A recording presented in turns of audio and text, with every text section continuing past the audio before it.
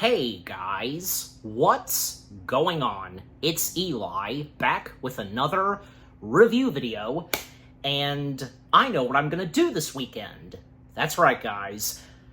For this weekend, these batch of reviews on the weekend, etc. This is Phineas and Ferb weekend. Yes.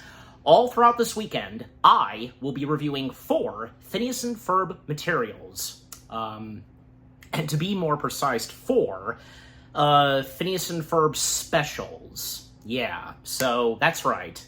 So you read the title, and you know what the first of the 4 Phineas and Ferb special materials they are that I'm reviewing first. Yes. And, yeah, because, this, I have to say, and having done a rewatch, I mean, of course it still holds up, The fact that Phineas and Ferb, who'd have thought? And because Phineas and Ferb was doing tremendously well on Disney Channel, that at some point we would get to see them have their own movie. Not in theaters, but on Disney Channel, of course. And besides, there's been plenty of other Disney Channel shows, even before Phineas and Ferb came along, where they did get their own, TV movies, Lilo and Stitch did twice, Kim Possible twice, The Proud Family, Need I Go On, and some of the live-action Disney Channel materials, the sitcoms, from Sweet Life on Deck, Good Luck Charlie, Need I Go On, But anyways, so that's right. Again, the first of the 4 Phineas and Ferb material specials, that being from 2011, Phineas and Ferb the movie, Across the Second Dimension. Yes. Phineas and Ferb, the movie Across the Second Dimension. Yeah. I wish I could have real good memory on when this was happening. I, of course, was there, and I know my parents especially, most notably my mom. We were all there at the height of Phineas and Ferb, right? And, the fact that they were going strong. Everybody loved it instantly. Not just kids, but the adults as well. Yeah, especially the grown-ups. And around 2011, for the first time ever, Phineas and Ferb would find themselves going bigger this time, on a big adventure, and where they go to this second dimension, and they meet their doppelgangers, different variations of them. And, I know probably for a fact that, even though I don't have that much memory, I'm pretty sure as though that, yes, that, obviously, I had seen where we had the trailers, the promos, and, coming up this week and such, Phineas and Ferb's first ever movie, you know what I mean? So, yeah, and, I'm pretty sure that, when it did come out, I think, probably did watch it on Disney Channel, but I also know that when it came to, say, streaming and DVD, that's also where, I most notably remembered watching that. Getting a DVD copy of the movie and having it on my tiny iPod, But yeah, and again, just having done a rewatch of it, of course, it still holds up, and because, duh, it's Phineas and Ferb, how can it not? With what Phineas and Ferb the movie, Across the Second Dimension, has to offer with its story from beginning to end, what Phineas and Ferb themselves get themselves into, and the fact that they would learn that their pet platypus Perry is a secret agent, and they would come face-to-face with Dr. Doofenshmirtz, and technically help him out with what Inator he's building this time. Doofenshmirtz attempting to build a Dimensionator. Always have to add the Inator to what he's inventing. And, the fact that Perry, at times, almost blowing his cover. But in this, he does. And there's no other choice for him, especially when, they all come face-to-face with a much evil Doofenshmirtz in the second dimension. And, it's up to them to take on Doofenshmirtz, and, even before, say, the other Doofenshmirtz from the second dimension plans to invade their dimension. And, with what all happens in the second dimension. It's fun, entertaining, it has the heart, just, yeah, what more do I have to say? And the animation, of course, fantastic. And I think it's obvious that some certain shots for Across the Second Dimension, really giving it, like, say, that feature-length vibe or something with some animation shots, you know what I mean? Just, yeah, of course it's necessary, but yeah. Yeah, just overall, Phineas and Ferb Across the Second Dimension is a great piece of Phineas and Ferb material, and, you know, the fact that this is their first ever movie, and, geez, you know, I even remember the time when we had this, there was originally some plans for them to have their own movie on the big screen in theaters, but that didn't come to be, but yeah. But, you know, with this, still, it is a movie, but yeah, anyways. Yeah, just overall, Phineas and Ferb Across the Second Dimension, it's great. And that's really cool, because Rotten Tomatoes gives it a 100% score. Okay. Alright, so with that out of the way, the first things I've had to say about Across the Second Dimension, now, as always, for me, read the description / the story. Phineas and Ferb discover that Perry is a secret agent, and they all get stuck in an alternate dimension where Doofenshmirtz is the ruler of the tri-state area. Yeah, so, okay. Now, with that out of the way as well, reading the description / the story, let's get into Across the Second Dimension itself. It starts off pretty interesting because we already see Phineas and Ferb along with Candace, Perry, and Doofenshmirtz. If you pay close attention, you will see Perry and Candace right there with them in chains, and Doofenshmirtz, especially seeing Perry with his agent hat. And they're about to be eaten by this giant monster in this cage. And Phineas, kind of recapping on, you know, what this day has been like for them. You know, 1 minute you're having the best day ever, then all of a sudden you're about to be fed by this monster that looks like a, you know, like a car garage, you know, how he puts at it. Yeah, well, welcome to my life, says Doofenshmirtz.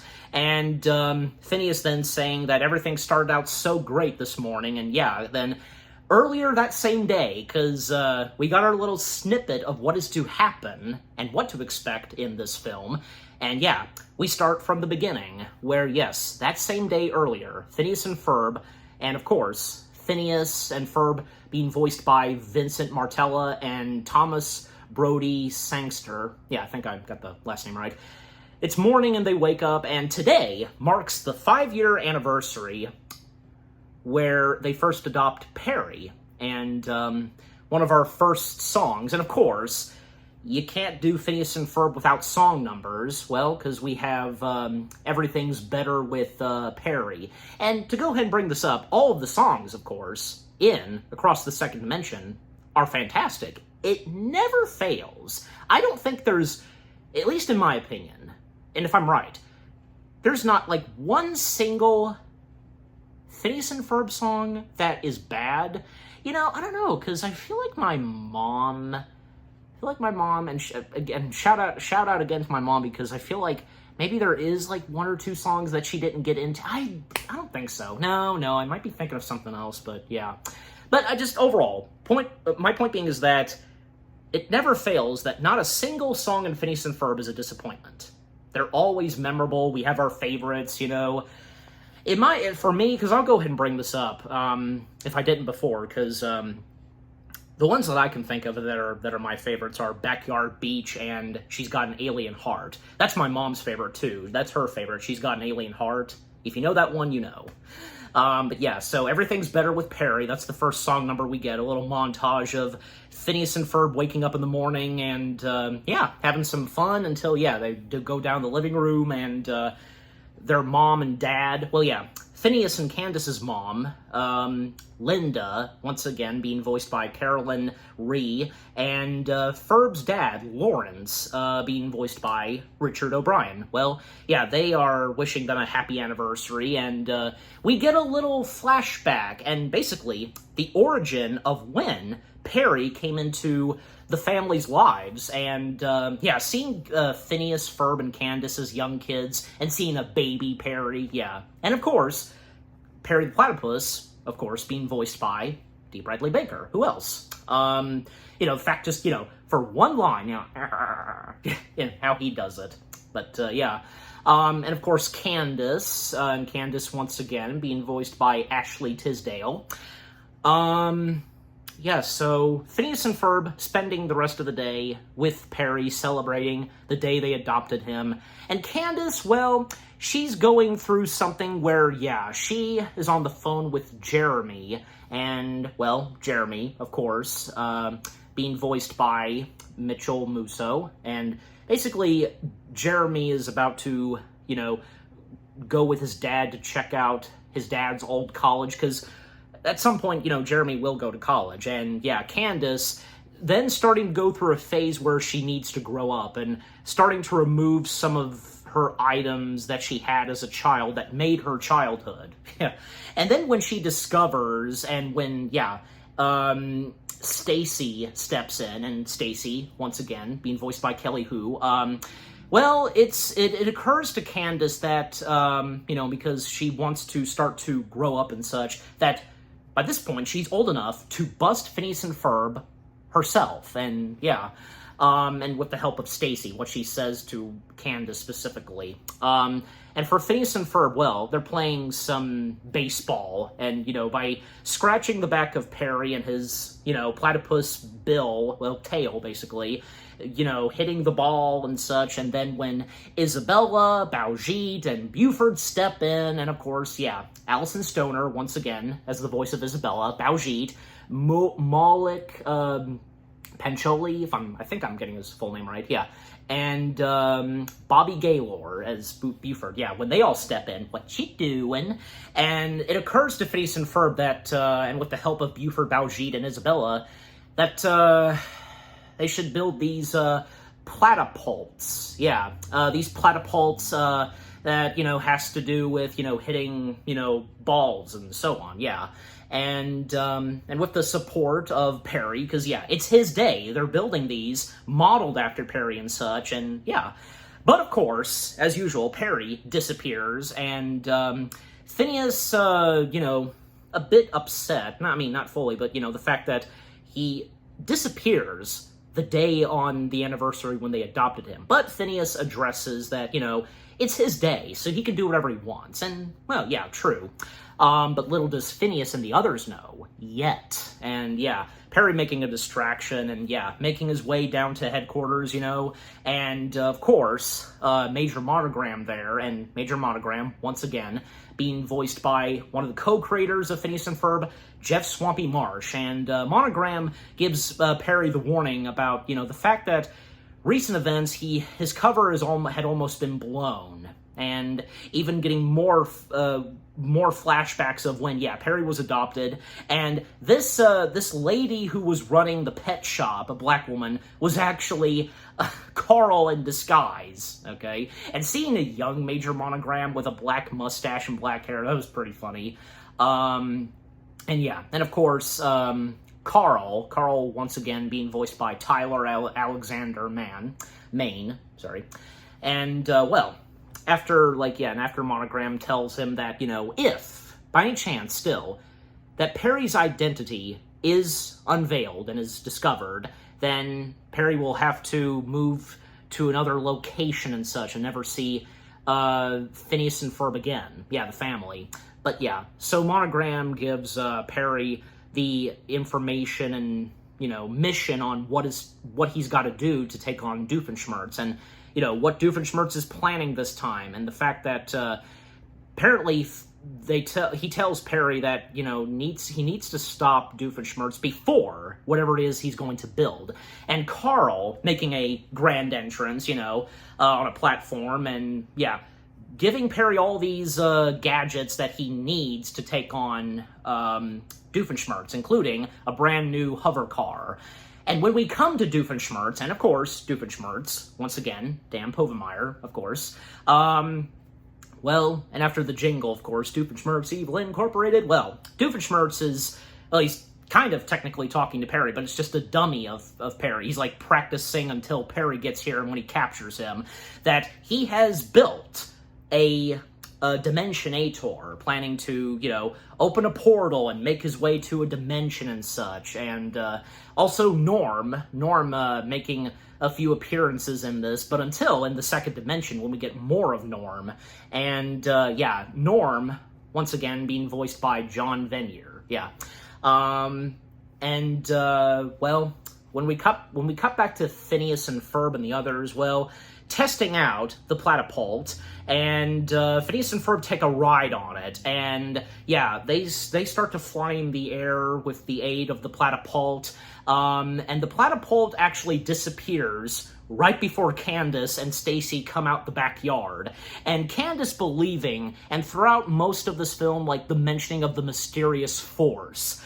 Candace believing that probably there's this mysterious force that no matter how many times Candace has tried to get her mom to see what it is that Phineas and Ferb have built, it would always disappear.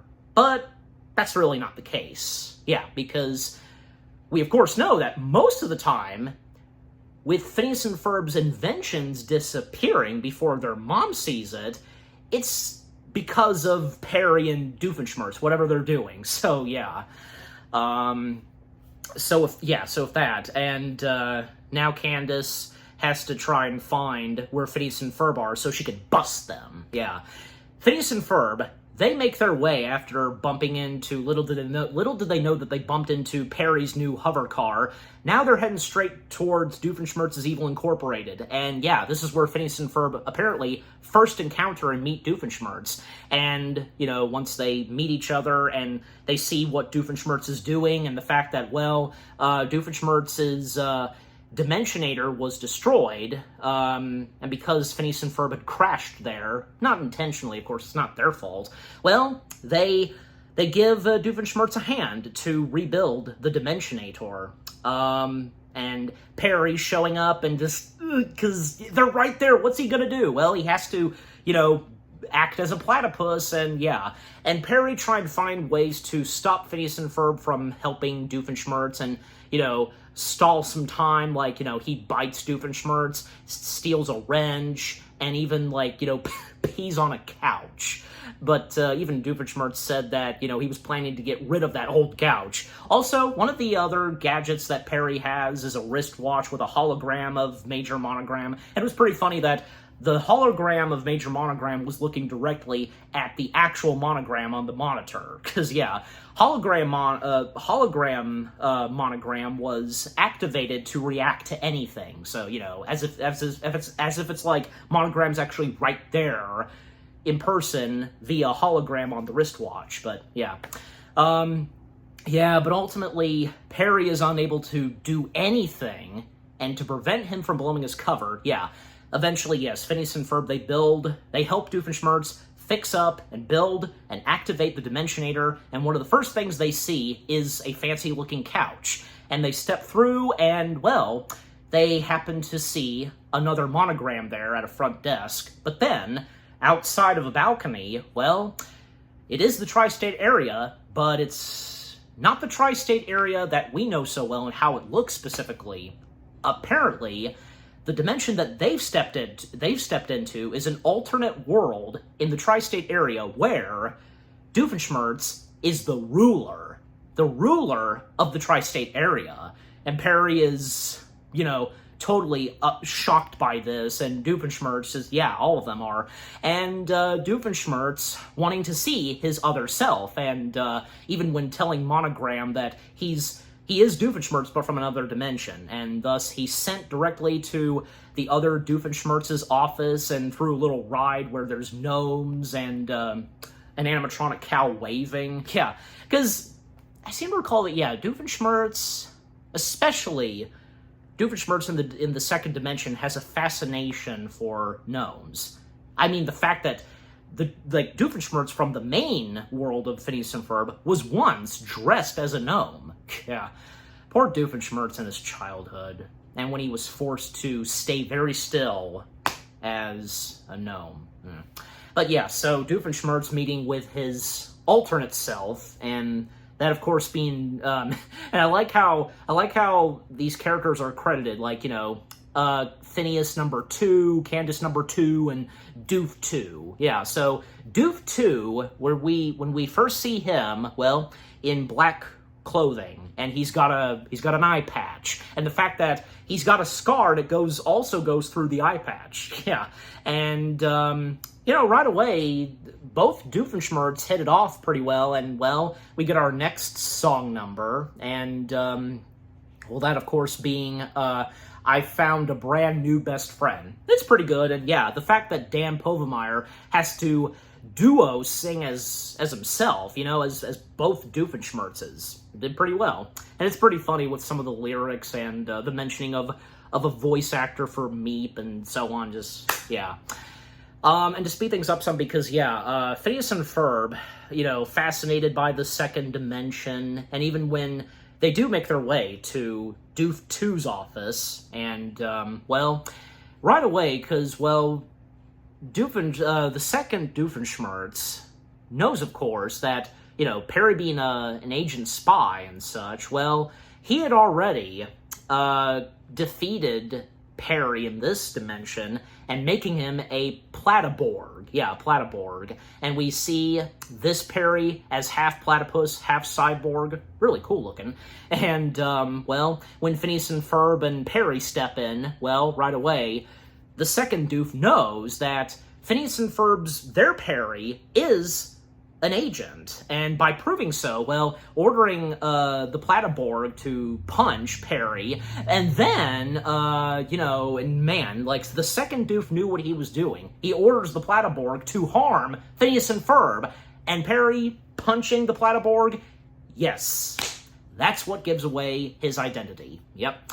And, geez, because a little bit in Across the Second Dimension for a little while, Phineas, Ferb seems to be okay with it. I mean, despite the fact that Ferb being the quiet one most of the time, and he'll sometimes, have a line or two, and he does have a few good chunk of lines in Across the Second Dimension. I mean, why not? I mean, this is a movie, so, it seems acceptable that, Ferb gets a couple of lines here and there, but yeah, so point being is that Ferb is okay, him being the quiet one. Phineas, he goes all at it with the fact that, learning that Perry is an agent and is upset towards this. And, the fact that Perry had kept this secret, but for a good reason, and when it is explained later on. And with this, the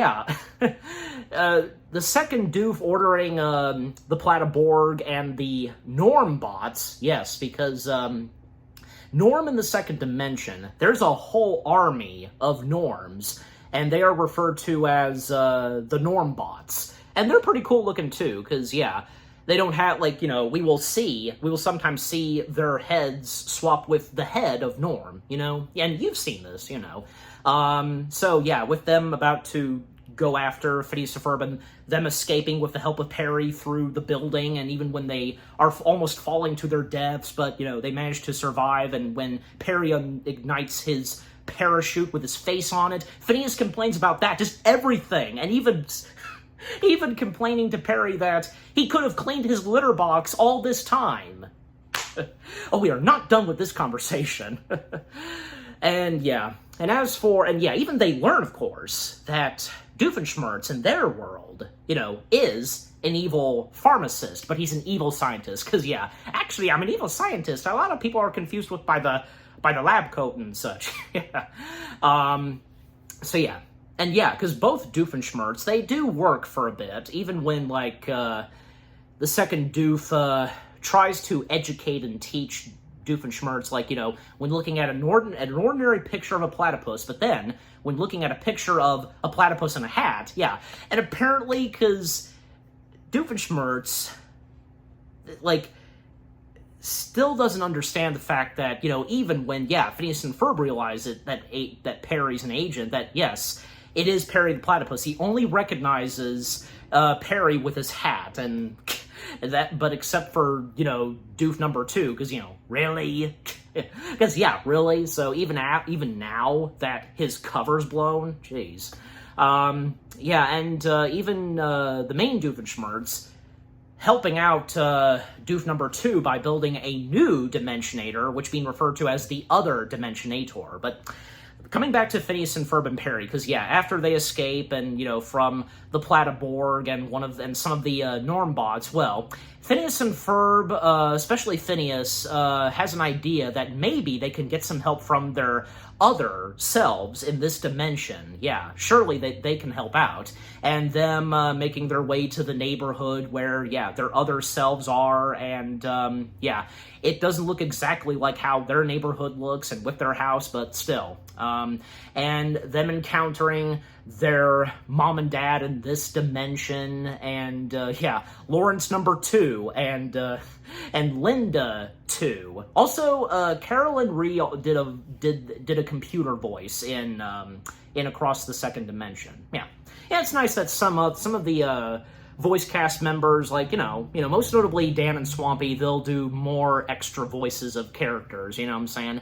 And yeah, no doubt about, of course, that when it comes to, say, Dan and Swampy voicing other characters than just, say, Doof and Monogram, you would instantly recognize their voices, right? Yeah, but anyways. So again, them making their way to their house, and when they stumble upon their other selves, and even when, like, say, they mistaken their Perry for their Perry, the second versions of Phineas and Ferb, but apparently we learned that, well, if it's not obvious already, that the Platyborg is Perry, and yeah, like, they hadn't seen him since. And yeah, the interactions that they have with each other, and yeah, not what Phineas and Ferb were expecting, and how they live in society, and because of Doofenshmirtz's ruling, and we get a quick appearance of Candace number 2, and they gotta keep it down and not do that much, or else they'll be in trouble, and by the laws and rules under the second Doofenshmirtz. And Phineas and Ferb, well, they ask their other selves about if they ever have summer, and they don't, and thus one of our next song numbers is Summer. Yeah. Where do we begin? Yeah. And also, like, there was also, like, some of the other song numbers, like, yeah, well, I mean, until I get to them, just, yeah, for the rest of this, but, yeah, that was a pretty good song, and, yeah, some of the lyrics from the theme song, that's in this song is pretty good. But then, after the song number, Perry happens to see this on TV, where there's a special message for him, and apparently, second Doof gives Agent P a warning that if he does not turn himself in, harm will come on his Phineas and Ferb. And Perry, he has no other choice. He has to surrender himself to the second Doofenshmirtz. And by sneaking out again, and Phineas upset towards Perry that he's sneaking off yet again. And, well, Phineas, just lets him go, does his thing. And, yeah, we get a sad moment, and when, Perry walks off, and, then rain hits, and the mentioning of, spelling platypus without us. Like, ugh, man. You didn't have to go that direction, Phineas. Just, yeah. And, Ferb's comment, like, well, you can say it, but it would be plata, because with what Ferb said after what Phineas said, it was funny. But, yeah. And, well, Phineas and Ferb, after, like, the more talk they have with their second versions of themselves, well, yeah, leading to when, yeah, they gotta find a way to get back to their main dimension. And, maybe possibly, they can get help from Isabella. And Phineas and Ferb in the second dimension have no idea who Isabella is, because apparently, according to their mom in the second dimension, talking to strangers is bad. Because, again, with how they're living in society and under the rules of the second Doofenshmirtz. But yeah, eventually, because, like, when they do step outside, but they're confronted by a Normbot, but thankfully, Buford number 2 steps in to take down the Normbot, and apparently Buford number 2, along with Isabella, the Girl Scouts, and Baujit, they're a part of this group called the Resistance.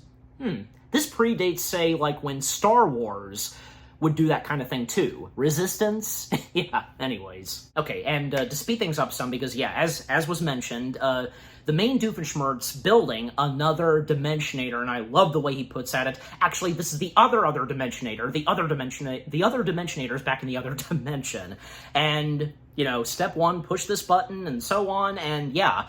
But it doesn't fully work, because, yeah.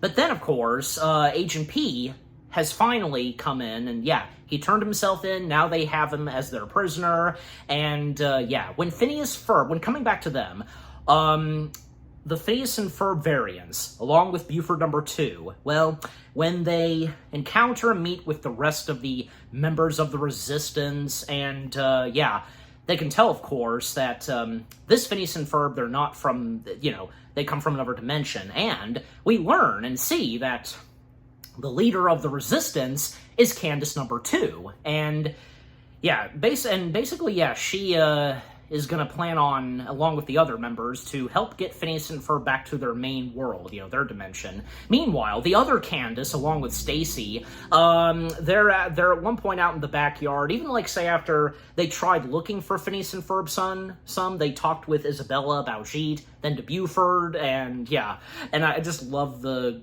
quick moment where Buford shows off, "Victory gum!" I just love that. Though that quick song, you know, that quick jingle. But rock and roll jingle, I guess you could say. But yeah.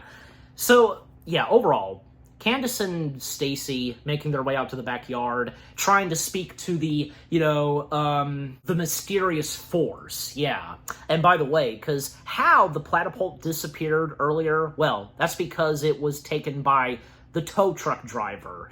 Yeah, because, you know, we would sometimes see someone come in with the equipment and materials that Phineas and Ferb need to construct, and yeah, the tow truck driver, which, by the way, being voiced by Jeff Swampy, yeah. And some of the other voices that Dan and Swampy voice, well, yeah, besides Doof and Monogram, but in this, like, yeah, Dan voices man number 2 and 5, and he voices computer voice number 2. Yeah, and Carolyn Ree, she voiced computer number 1.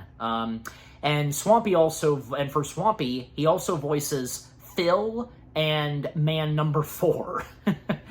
Of course, yeah, I mean, I'm sure you know which characters they are that I'm talking about, of course, and yeah, identifying both Dan and Swampy's voices. Yeah.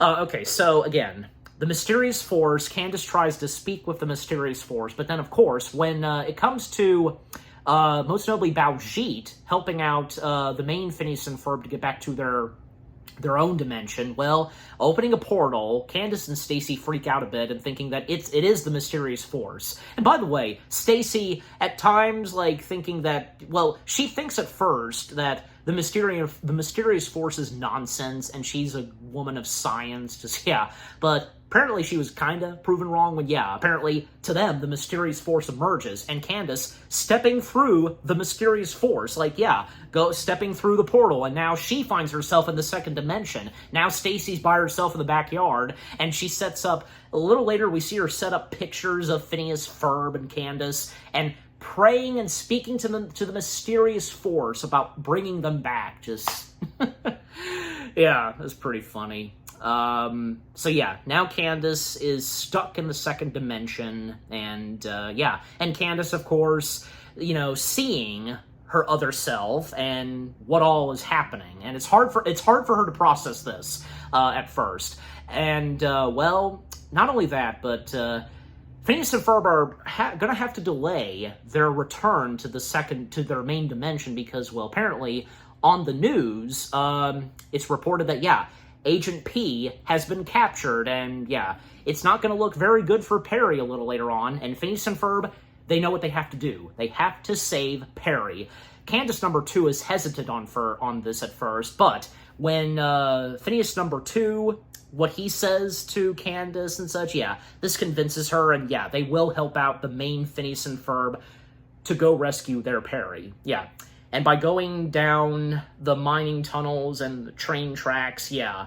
Yeah, and some of the dialogue that we get between, like, say, both Candaces, like, and, you know, Phineas and Ferb and such, like, yeah, most notably Candace, both Candaces. Well, Candace number 2 states to Candace that, you know, she had to grow up fast because, you know, in the second dimension, not following the leadership of Doof number 2 and having to look after and protect her brothers, just, yeah. So the advice and guidance that Candace number 2 gives to the main Candace of growing up and such, yeah, and with what Candace was going through early on in the film, just, yeah, very important to her.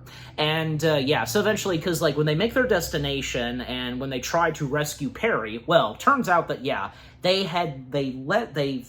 found themselves in a trap, and, yeah, but luckily, they do manage to escape and rescue their Perry, and when Perry activates his wristwatch, you know, a hologram of Monogram, and he's in the shower, all of the Normbots, the 2 Doofs, and the Platyborg, they turn back. It's pretty funny. I mean, that works, and yeah, they try to escape, and a chase sequence we get through the underground tunnel, you know, train tracks, it's really cool, and with some of the Normbots on their tail, and when, yeah, a few explosions happen here and there, and taking on the Normbots, and even when, yeah, got a hold of one of their, you know, their arms, you know, that fires, yeah. But eventually, it ends where Candace number 2, you know, what's the word I'm looking for, like, yeah, derails or, yeah, undetaches from the cars where the main Phineas and Ferb, Candace and Perry, like, they're in those cars and, yeah, detaching them and such and, yeah, separating. And, well, because Candace number 2 having to protect Phineas and Ferb, and Phineas 2 is, you know, like, you know, we can't just leave them behind, and, yeah. But, yeah, so, overall, Phineas, Ferb, Candace, and Perry, they are captured, and, Doof number 2, you know, orders the main Phineas and Ferb to fix the machine, the other Dimensionator, but Phineas is refusing to give in, even when Doof number 2 tries to convince him by using a puppet, you know, fix the machine! But how old do you think they are, Doof number 2? Like, you really think they're gonna fall for that? I don't think so. But yeah. Yeah, by the way, because if anybody follows Dan Povenmire on YouTube, there's a video where, yeah, he's acting as Doofenshmirtz to his 2 young daughters, you know, fix the machine. That's cute, and that was pretty funny, but yeah. So yeah, because Phineas especially is refusing to help fix the machine, well, the second Doof ordering to their doom. Phineas, Ferb, Perry, and Candace, and along with them, Doofenshmirtz as well. The Doof number 2 has had enough of the other Doofenshmirtz, just, yeah. So now they're being set to their doom, about to be eaten by, well, as we saw at the start of this movie, the monster in the cage, yeah. And this is where we are, yeah, this is where we first started off, and we're back where we were, just, yeah. Now we all know how it began, that, you know, earlier that same day, just, yeah, it's funny. And, you know, Phineas just being very short, blah, blah, blah, blah, blah, you know, and yeah, welcome to my life, says Doof, and then Ferb, you know, saying, oh, deja vu-ish.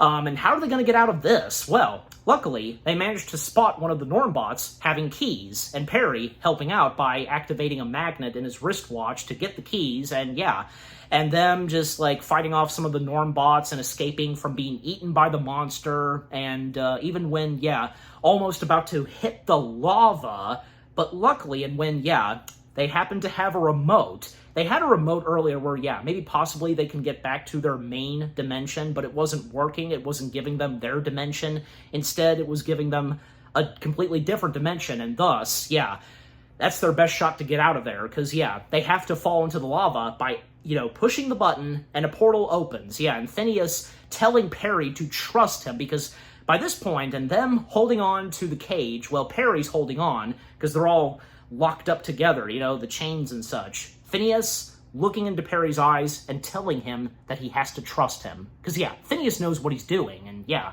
so Perry does so, and yeah, but by pushing the button, they make their way to another dimension.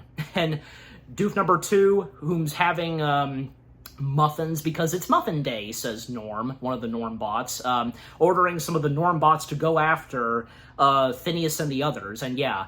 Then the sequence where, yeah, they're going through different dimensions, and one of the next song numbers, which, of course, I would say probably, yeah, this was one of my favorites, in the second dimension, because, you know, brand new reality, I'm pretty sure, yeah, that's what it's specifically called, yeah.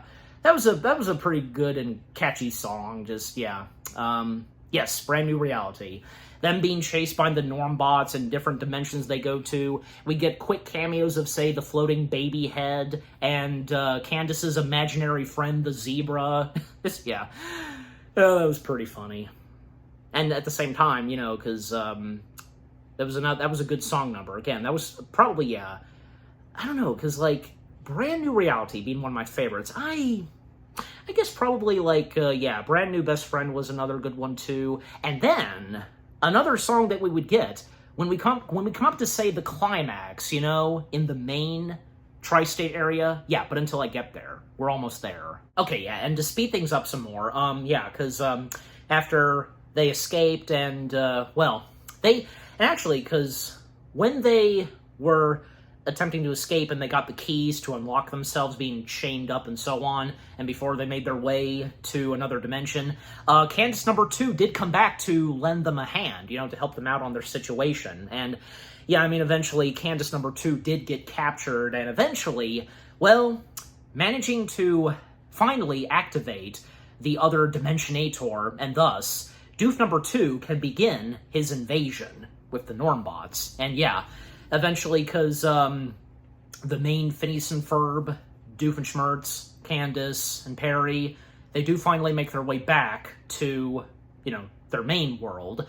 And even with, yeah, the help of, say, their other selves, you know, from the other dimension. And by the way, because also, Candace number 2, she got out of prison with the help of Jeremy number 2, as well as her brothers, who now are part of the Resistance. And of course, you know, Candace number 2, acting tough and a leader, can't help but sometimes give in to, you know, the fact that she's in love with Jeremy in the second dimension, just, yeah.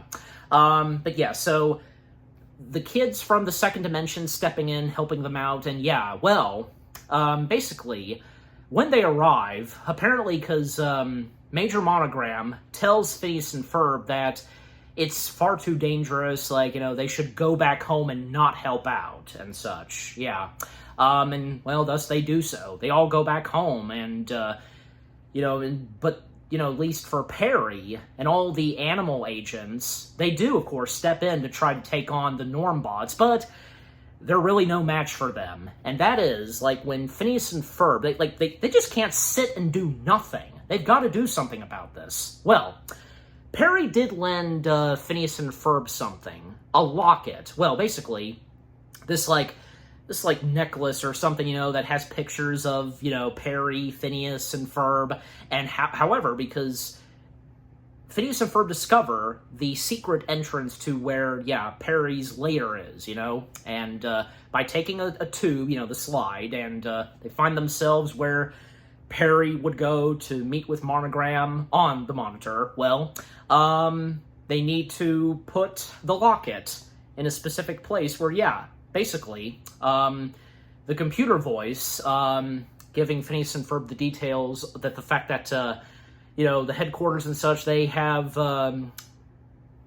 kept Phineas and Ferb's inventions or something, and yeah, basically, like, all the inventions that Phineas and Ferb have made are rebuilt and so on.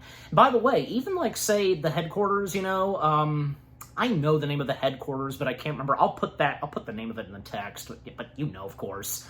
So it's right here. So, yeah, and as I'm editing this, but anyways, post-editing.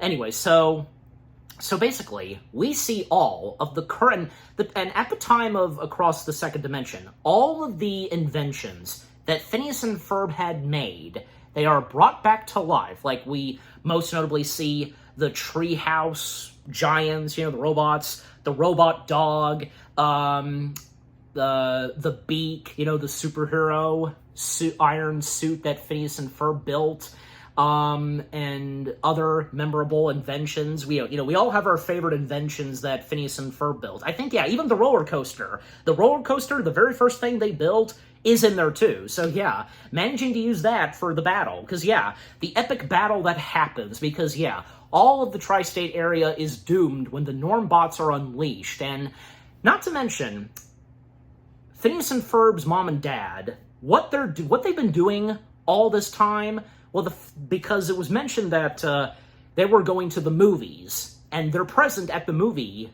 theater, totally unaware of what's happening outside by this point. And the fact that they're watching a movie in 3D.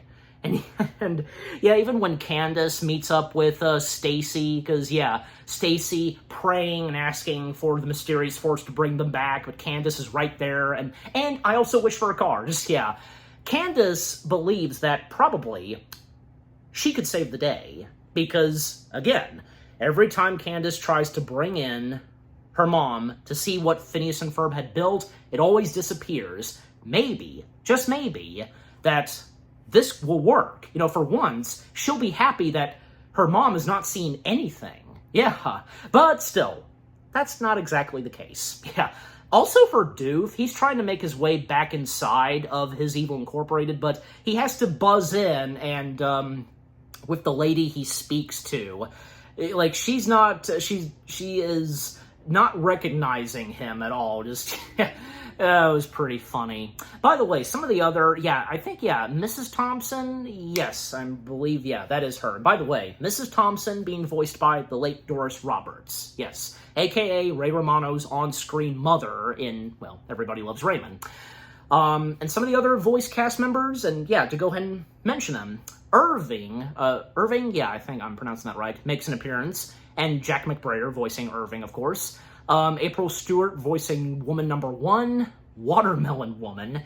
Gretchen Number 2, and Holly Number 2. We only see the Second Dimension versions of them, once again being voiced by Ariel Winter and Diamond White. Taxi Driver and Man 1 were voiced by Fred Tatasciore. Gray Delia voices Woman Number 2. Isabella Murrid, if I said the last name right, voices Millie. Jarrett Reddick voices Danny. Weatherman and Man Number 3 are voiced by Jeff Bennett. And Jennifer L. Hughes, old lady. She voices an old lady. And some of the Norm bots, like the Norm bots where, we don't see Norm's head, like, they look tough and scary. They were voiced by Kevin Michael Richardson, And the pet store worker being voiced by Lonnie Love, which really turned out to be Carl in disguise, as I mentioned. And Todd Tashwick, I think I'm saying the last name right. Yeah, Todd Tashwick, I know who he is, of course. Great actor. Voicing Mr. Johnson, And by the way, of course have to acknowledge her. And even though it turned out fine. Everything about the Second Dimension turned out fine. Still, it's a shame. It would have been great to actually see her in the final film. Vanessa. Vanessa did have a scene, but unfortunately it was cut, even having a song number. And of course, Olivia Olson reprising the voice role of Vanessa, and, well, Vanessa number 2.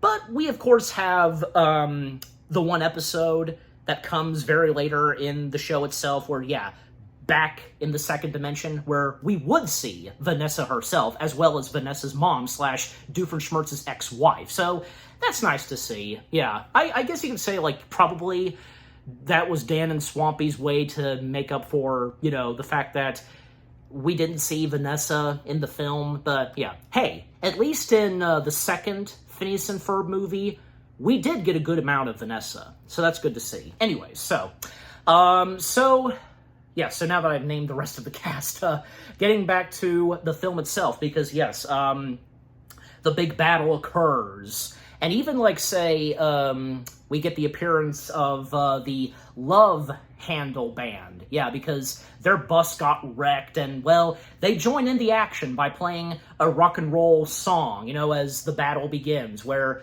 everybody, using all the inventions that are brought back to life, that were built by Phineas and Ferb, taking on the Normbots, they join in, singing a song, which, this is another one of my favorites, Robot Riot. It's pretty catchy, and with Love Handle singing it. I like how, again, I just love how they just, for whatever reason, they just join in, and it's fitting because having a rock and roll song into this battle, And by the way, also more on the animation, because the animation, of course, fantastic, and especially when it comes to the climax, them taking on the Normbots and such, just, really cool. And then when it leads to, say, Phineas and Perry making their way up top the tower, Doofenshmirtz's Evil Incorporated, to defeat Doof number 2 and to deactivate the Normbots to shut off the the Dimensionator and so on. And even when, the Platyborg shows up to take on Perry, and even when, Phineas using that that invention, with the glove baseball mitt and the that device.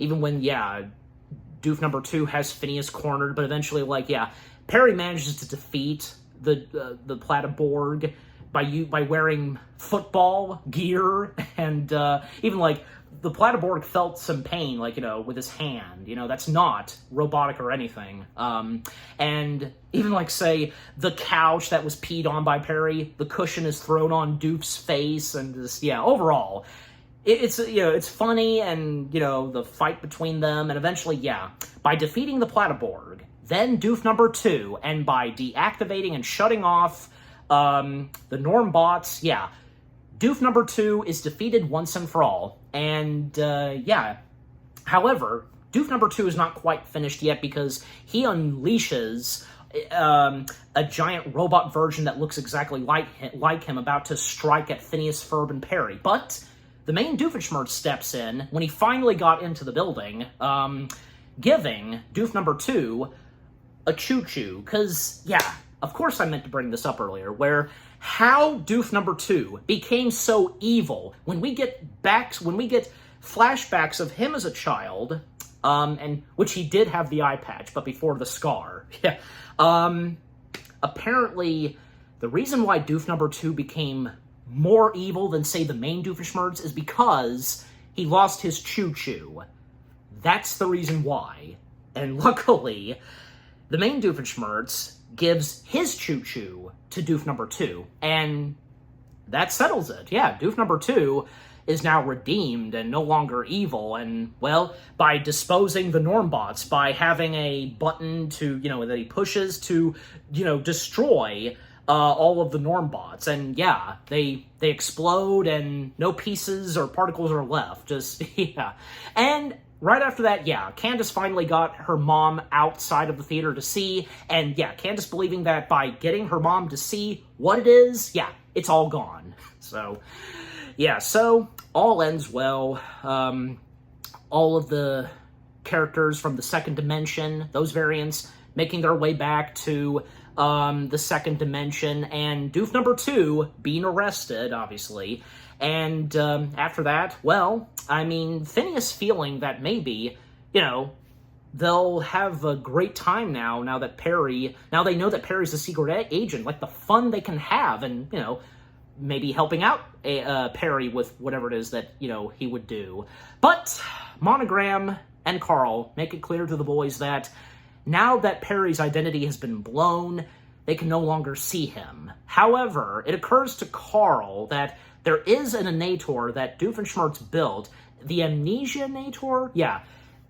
That's the solution to where it can wipe all of their memories, all that happened in one day. Keep in mind, all that had happened in this movie all took place in one day.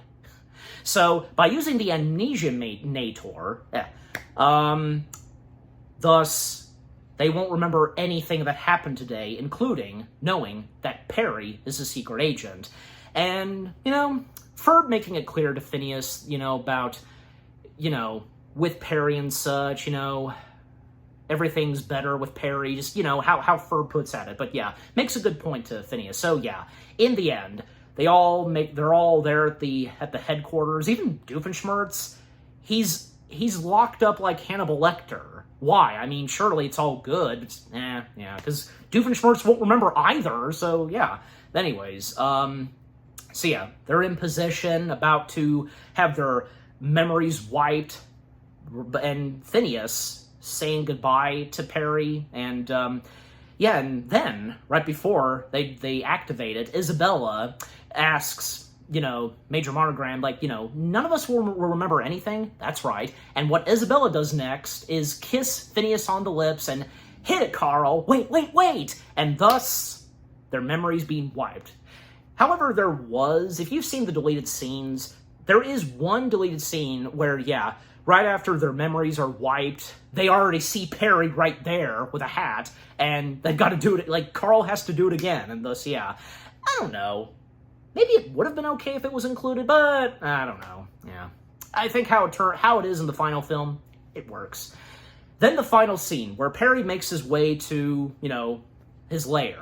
And it's very quiet and pulling up, and with a camera, pulling up photos that apparently all throughout the adventure, and when, Phineas and Ferb learned that Perry was a secret spy/agent, Perry took some photos with Phineas and Ferb with what was happening throughout the rest of this movie. I mean, it's hilarious, of course, and yeah.